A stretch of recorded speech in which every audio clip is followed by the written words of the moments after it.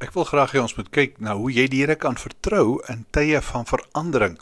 As daar veranderings voor jou pad kom waarvan jy niks hou nie. Ons almal weet dat alles rondom ons verander. Party van hierdie veranderings hou ons van, maar daar's party veranderings wat ons haat. Daar's seisoene waar verandering so vinnig en so aanhoudend kom, dat jy moeg word daarvoor. En daarom is hier 5 waarhede wat jy moet onthou in tye van verandering. Nommer 1, verandering is onvermydelik, maar groei is altyd 'n keuse. Wanneer verandering plaasvind, kan jy of kla en mor, jy kan selfs probeer om die verandering te stop, maar dit gaan niks verander nie, want verandering gaan aanhou gebeur. Toe die Here die aarde geskep het, was een van die eerste dinge wat hy in Genesis 8 vers 22 gesê het, solank die aarde bestaan, gaan daar lengte en oestyd wees, koue en hitte, winter en somer, dag en nag. Dit beteken alles is ook seisoonaal. Die belangrikste om te onthou, groei gaan nie sonder verandering plaasvind nie. Nommer 2, verandering is nie altyd goed nie, maar die Here gebruik dit ten goeie in die lewens van hulle wat hom vertrou. Een van die wonderlike beloftes hieroor kry ons in Romeine 8 vers 28, waar die Bybel vir ons in Engels sê, "We know that in all things God works for the good of those who love him, who have been called according to his purpose." Jy sien, daar's baie dinge in hierdie wêreld wat nie goed is nie. Maar God spesialiseer daarin om die goeie daaruit na vore te bring. Hy kan selfs die kwaad gebruik, soos hy 'n kruisiging van die Here Jesus in 'n opstanding verander het. Baie keer werk verandering.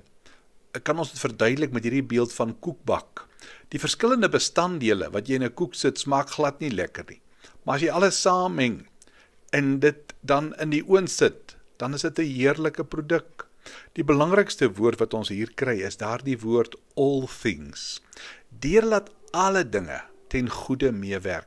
Die Here word nooit ontkant gevang nie. Dis nooit asof hy sy hande saamwring en sê, ek het nie daai ding sien kom nie.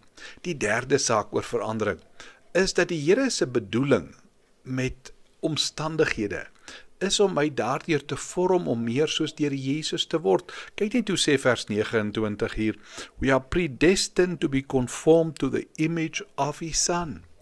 Dis 'n wonderlike belofte.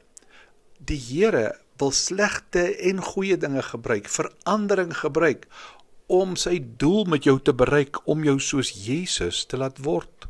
Die 4de, belangrike ding om te onthou, en dit is dat die Here verandering gebruik ook daarin die foute van mense en van sonde.